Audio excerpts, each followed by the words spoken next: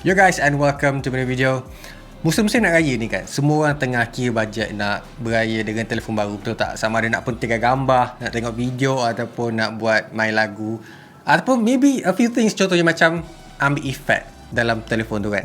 So which one is the best untuk compare kan? So since korang tanya juga, ataupun aku sendiri tanya, okay, mari aku comparekan dengan korang so that korang boleh pilih Oppo Reno 7 Pro 5G and Samsung Galaxy S22. Dua-dua telefon ni actually korang nampak banyak sangat iklan dia, betul tak? Jangan tipu aku, memang banyak.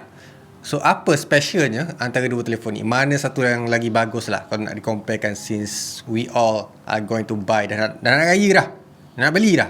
Okay, alright, aku tak nak bagi masa, aku nak straight to the point je. Samsung Galaxy S22 ni harga dia start RM3,499. This one harga dia RM2,999. Oppo Reno 7 Pro 5G. Ada beza ke? Jom kita mulakan.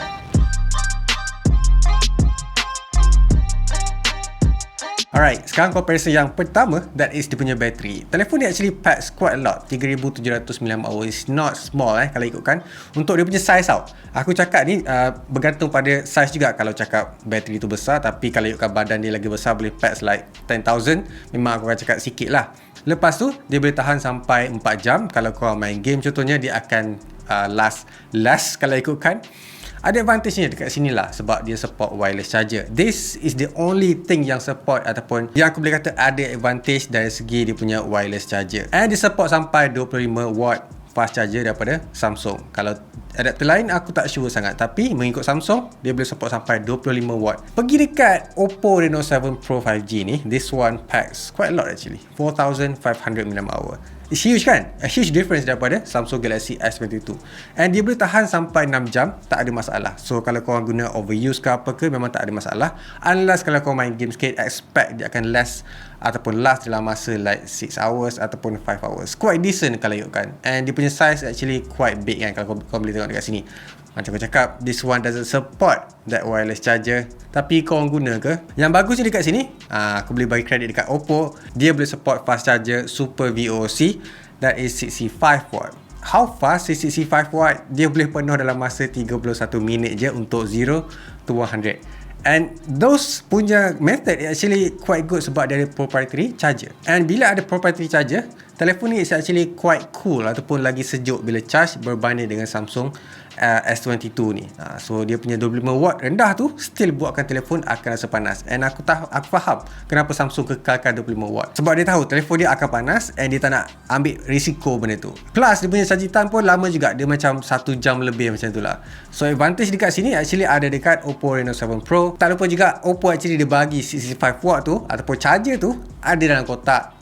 Samsung dekat yang ni tak ada. Samsung Galaxy S22 tak berapa nak flying colours. This one Oppo yang ada advantage. Setengah orang tu memang tak berapa nak kisah sangat dia punya size screen, tapi majority of the guys ataupun korang ni kan akan tengok dia punya size screen. So dekat sini ada perbezaan yang agak ketara lah bagi aku, sebab yang ni actually packs dengan 6.1 inch dia punya screen, and nama pun is quite fancy actually, Dynamic AMOLED X2 screen. Kenapa kau perlukan nama panjang-panjang sangat? Tapi kalau korang cari kualiti yang bagus, kualiti yang hebat, kualiti yang tepat, Samsung ada dekat sini. So korang tak boleh nak deny yang Samsung actually has the best screen dalam industri, and dia banyak supply juga dekat orang lain. So dekat sini dia ada 120Hz. Lepas tu dia punya resolution dekat sini is actually 1080p. So okay je, tak ada masalah kalau nak guna, kalau ikutkan hati aku lah kan. Lepas tu kalau korang tengok dekat Oppo Reno 7 Pro ni, jauh beza kan kalau korang tengok dekat sini dia punya size. So this one packs dengan 6.5 inches. Korang mungkin ada dengar yang aku cakap Samsung has the best screen kan. Kalau korang nak tahu, untuk supply screen ni juga actually daripada Samsung. So you get the best bit daripada Samsung juga kalau beli dekat Oppo. Walaupun korang beli brand Oppo, korang still akan dapat the best bit, color, and dia punya resolution actually ada juga dekat Oppo Reno 7 Pro, tak ada masalah. And then dia punya screen is actually at 90Hz. Kalau kau nak tahu, 90Hz is actually a fast ataupun berkata smooth berbanding dengan yang standard, that is 60 je. So yang ni actually 120Hz, lagi laju sikit daripada Oppo Reno 7 Pro. Aku faham benda tu, tapi dia actually ada screen yang lagi besar, that is 6.5 inches. And actually dia ada certified. Kalau nak tengok Netflix dekat sini, memang dapat certified.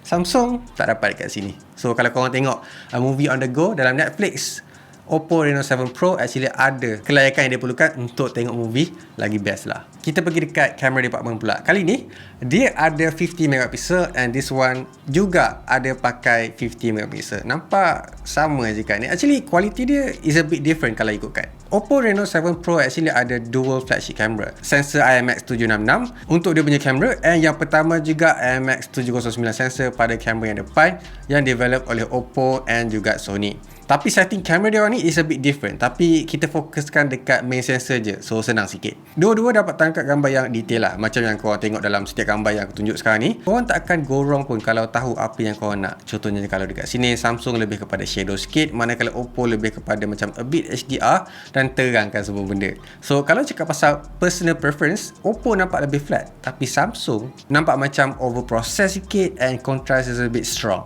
Benda ni actually ada advantage masing-masing, cuma korang punya pendapat je dekat mata korang cantik ke tak. Feature wise, dua-dua boleh bagi blur background yang cantik lah bagi aku. Samsung boleh kata dia improve separation and it really shows.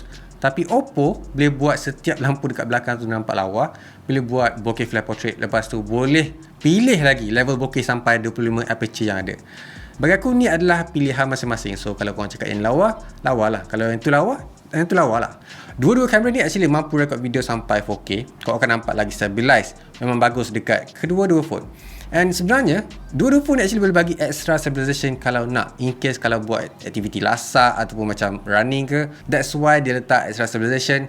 So korang sendiri boleh tengok video tu lagi sedap lah nak pandang. Part ni pula kau mungkin akan cakap yang Samsung actually ada advantage sebab dia pakai prosesor daripada favorite kita punya, that is Snapdragon. So yang ni pakai daripada Dimensity 1200 Max. This one is 8 Gen 1. So apa yang famous dengan dua-dua ataupun satu daripada processor ni actually. So this one is actually a flagship yang korang nak sangat-sangat. This one mungkin korang akan macam pandang rendah sikit. Tapi kalau korang nak tahu, untuk dia punya usage, there's quite a lot of difference. Contohnya macam when it runs ataupun aku tengah main game ke apa ke, this one runs hotter. So yang ni actually runs cooler daripada biasa. Even tu rasanya masa aku tengah charge pun dia actually a bit cooler. Tapi tak adalah sepanas Samsung Galaxy S22. So ya, kalau korang macam sentiasa buat multitasking ataupun selalu main game, akan bagi a bit trouble dekat tangan korang ataupun korang punya frame rate tu. So dekat sini dia akan a bit fluctuate. So dekat sini dia actually konsisten je dengan dia punya game. So tak ada masalah kalau nak main game dekat Dimensity macam yang korang anggap sebelum ni. Dimensity actually tak bagus. This one is actually quite and really good. Kalau tengok dia punya thermal pun ataupun dia punya panas, is actually Samsung Galaxy S22 produce quite a lot of heat dekat kawasan dia punya processor. And then kau jangan lupa dia actually pakai 8GB RAM dengan 128GB internal storage. Tak boleh tambah dia punya storage. This one standard datang dengan 12GB RAM. Lepas tu dia punya storage is actually really big, 256GB. And pricing pun kalau kau nak tambah that 256GB kena tambah duit. Yang ni tak payah, memang dah ada dah. So dekat sini bagi advantage dekat Oppo Reno 7 Pro sebab tak perlu nak tambah duit. And it's a lot cheaper daripada Samsung Galaxy S22. Lepas tu kau mungkin tertanya-tanya juga kan, kenapa Oppo dapat catch up dengan Samsung? Actually dekat Oppo ni dia ada AI frame rate stabilizer and system booster, so that dia boleh catch up dengan prosesor yang ada dekat Samsung dekat sini. Well done Oppo. Alright, last but not least, benda ni bagi aku macam personal preference jugalah kalau nak dibandingkan kan. So dekat sini Oppo dia pakai dia punya ColorOS, lepas tu dekat Samsung dia pakai One UI. Kalau kau nak mudah belajar ataupun senang nak adapt, pakai je Oppo. Tapi kalau kau pakai Samsung, mungkin ada a few things yang kau rasa a bit serabut. Oppo paling mudah mungkin sebab dia kekalkan sama macam dulu, so dah terbiasa. Tapi feature yang special ada pada Oppo adalah dia punya emoji, macam style iPhone kalau kau ingat. PC Connect senang nak guna bila kau guna dengan PC. Anti-PP mode tu kalau ada orang nak tengok notification contohnya. Samsung pula feature special dia dekat sini actually One UI dia ada AR emoji dekat kamera. Ni basically nampak macam a bit cartoonish. If I'm honest, Samsung DeX akan connect dengan PC juga kalau nak. And a bit color changes pada setting kalau nak matchingkan dengan wallpaper. Alright, so far macam mana? Dah ada decision ke? Nak beli telefon mana yang penting ataupun telefon mana yang lagi berbalik untuk korang?